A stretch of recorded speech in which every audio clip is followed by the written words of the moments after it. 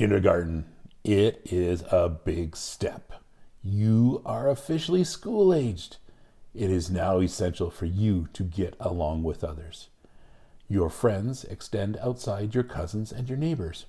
You are a big deal. So many things to understand by going to school. How to write your name and get the letters in the right order with the bubbles going the correct way. How to tie your shoes. Remembering which shoes are yours. Putting your hand up to talk. And all important, doing up your zipper all by yourself. My first day, all the students received a fancy yarn necklace with their name written on a piece of construction paper attached to it.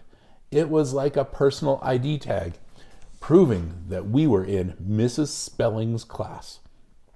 I had purple yarn and red paper.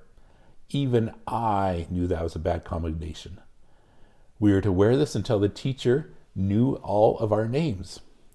I went home for lunch that very first day.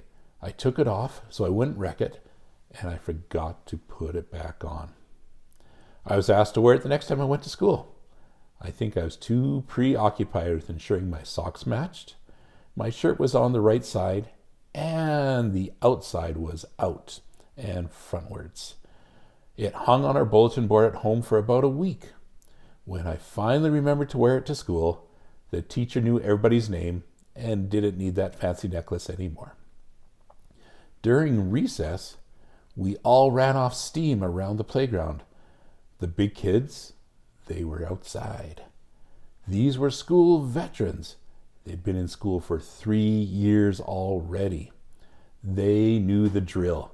They understood that when the bell rang, they could walk back to the classroom and not run without getting in trouble.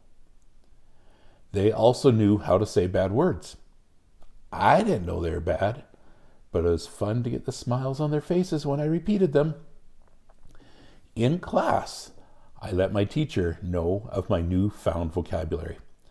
I really thought she was blushing because I was cute. Then she grabbed my arm and pulled me into the corner. I had no idea that she was mad, but I learned that those words were not to be said in the classroom. I guess they're only playground words.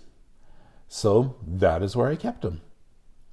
The next day at home, I let my mom know of my newfound vocabulary. She scolded me and let me know that I couldn't say those words inside the house. Problem solved. Those were outside words. Same rules as at school. Out to the backyard I went, shouting at the top of my lungs from all those cool things I learned from the grade 3s. I was learning for sure, just not what a 5-year-old should be learning.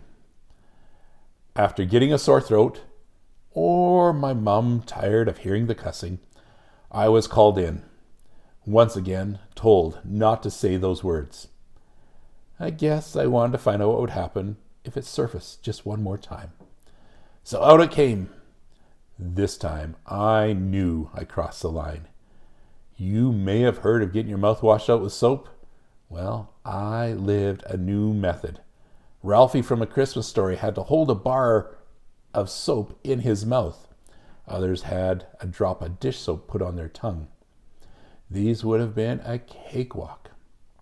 I got the bar of soap all right, but this one was raked against my teeth like a cheese grater. The ivory goodness penetrating every possible portion of my mouth. I was certain I'd be sweating a soapy lather as it completely engulfed my senses. You know what? It did teach me something.